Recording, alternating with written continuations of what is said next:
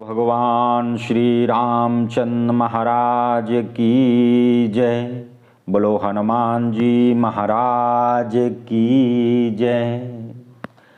तप के बल से ही ब्रह्मा जी जगत को रचते हैं, विष्णु सब जगत की रक्षा करते हैं, शिव जी संहार करते हैं और शेष जी पृथ्वी का भार धारण करते हैं।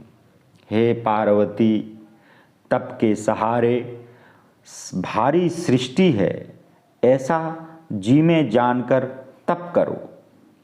वह वचन सुनते ही माता को बड़ा आश्चर्य हुआ। उसने हिमवंत को बुलाकर यह स्वप्न सुनाया। माता पिता को बहुत प्रकार से समझाकर पार्वती जी प्रसन्न होकर तप करने के लिए चली। प्रिय कुटुंबी पिता और माता सब व्याकुल हुए, किसी के मुख से बात नहीं निकली। तब वेदशिरा मुनि ने सबको समझाकर पार्वती की महिमा सुनाई। सुनते ही सबको धीरज हुआ। हे प्राणपति, शिवजी के चरणों को हृदय में धारण कर वन में जाकर तप करने लगी। पार्वती का अत्यंत सुकुमार शरीर तप के योग्य नहीं था, तो भी पति के चरणों का स्मरण कर सब भोग त्याग दिए। शिवजी के चरणों में नित्य नया स्नेह उत्पन्न होने लगा। देह की सुध भूल गई, तप में मन लग गया। 1000 वर्ष तक मूल खाए और 100 वर्ष साग खाकर बिताए। कुछ दिन भोजन जल और वायु ही रहा और कुछ दिन कठिन उपवास किए। जो बेलपत्र पृथ्वी पर गिरकर सूख जाएं, उनको खाकर 3000 वर्ष बिताए। फिर सूखे पत्ते भी छोड़ दिए। तब उमा का नाम अर्पणा हुआ। उमा की देह क्षीण देखकर आकाश से गंभीर ब्रह्मवाणी हुई। हे पार्वती, सुनो, तुम्हारा मनोरथ सफल हुआ। तुम समस्त कठिन तप छोड़ दो, तुमको शिवजी मिलेंगे।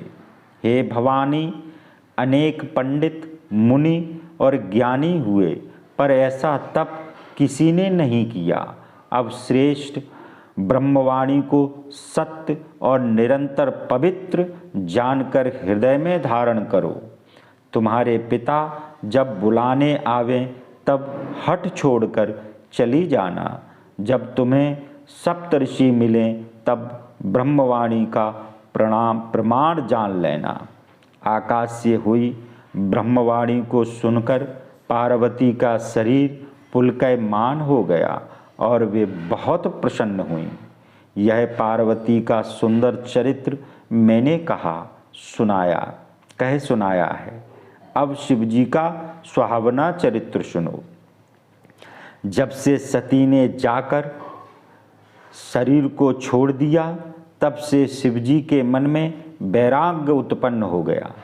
वे सदा श्री रघुनाथ जी का नाम जपते और जहाँ तहाँ उनके गुणों की कथा सुनने लगे।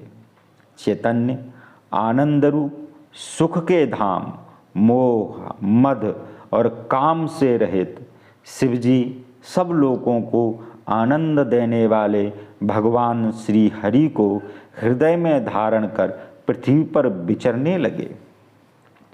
वे कहीं मुनियों को ज्ञान का उपदेश देते, कहीं श्री राम के गुणों का वर्णन करते थे। यद्यपि सुजान शिव भगवान निष्काम हैं, तो भी भक्त सती के दुख से दुखित थे। इस प्रकार बहुत समय बीत गया। श्री रामचंद्र जी के चरण में नित्य नई प्रीत होने लगी। जब रामचंद्र जी ने शिवजी का नियम, प्रेम और हृदय में भक्ति की अविचल रेखा को देखा, तब कृतज्ञ और कृपालु रूप और शील के निधि महान तेजस्वी श्री रामचंद्र जी प्रकट हुए उन्होंने बहुत प्रकार से शिव जी की बड़ाई की और बोले कि आपके बिना ऐसा कठिन प्रण कौन निभा सकता है। रामचंद्र जी ने बहुत प्रकार से शिव जी को समझाया और पार्वती का जन्म सुनाया। कृपा निधान रामचंद्र जी ने पार्वती जी की अति पवित्र करनी विस्तार सहित वर्णन की और कहा, हे शिव जी, मुझ पर यदि आपका स्नेह है तो मेरी विनती सुनिए। मुझे यह मांगे दीजिए कि आप पार्वती के साथ विवाह कर लें। शिव जी ने कहा, यद्यपि ऐसा उचित नहीं है तो भी प्रभु के वचन मेटे नहीं जा सकते। हे नाथ, आपकी आज्ञा सिर पर रखकर उसका पालन करना हमारा धर्म है। माता, पिता, गुरु और स्वामी के वचन शुभ जानकर बिना विचार ही मानने चाहिए। आप सब प्रकार से मेरे परम हितकारी हैं। हे नाथ, आपकी आज्ञा मेरे सिर पर है। महादेव जी के भक्ति, ज्ञान और धर्म से युक्त वचन सुनकर रामचंद्र जी संतुष्ट हो गए। प्रभु ने कहा, हे शिव, आपका प्रण रहा। अब जो हमने कहा है उसे अपने हृदय में रखना। इस प्रकार कह श्री रामचंद्र जी अंतर ध्यान हो गए। शिव जी ने वह मूर्ति हृदय में रख ली। उसी समय सप्त ऋषि शिव जी के पास आए। उनसे शिव जी बहुत सुहावने वचन बोले। पार्वती जी के पास जाकर आप उनके प्रेम की परीक्षा लीजिए और हिमवान को भेज पार्वती को घर भिजवाइए और उनके संदेह को दूर कीजिए। ऋषियों ने जाकर पार्वती को कैसी देखा, मानो कि मूर्तिमान तपस्या ही हो। मुनि बोले, हे पार्वती, सुनो, तुम किस लिए भारी तप कर रही हो, किसकी आराधना कर रही हो और क्या चाहती हो? हमसे सच्चा भेद कहो। पार्वती ने कहा, बात कहते बहुत संकोच होता है। मेरी मूर्खता सुनकर आप लोग हंसेंगे। मन हठ में पड़ गया है, किसी का उपदेश नहीं सुनता और जल पर दीवार उठाना चाहता है। नारद जी ने जो कहा है उसे सत्य जानकर मैं बिना पंखों के ही उड़ना चाहती हूँ।